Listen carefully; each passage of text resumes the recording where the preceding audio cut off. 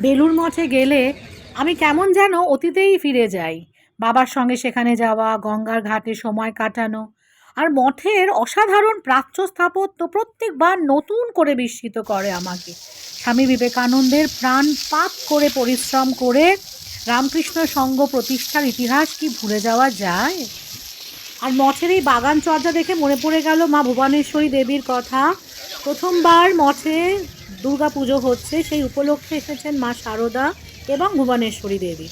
আর ভুবনেশ্বরী দেবী বাগানে ঘুরে ঘুরে বেড়াচ্ছেন, লঙ্কা তুলছেন, বেগুন তুলছেন, হয়তো ভাবছেন নরেনের তৈরি, তাই মা হিসেবে তার তো অধিকার আছেই।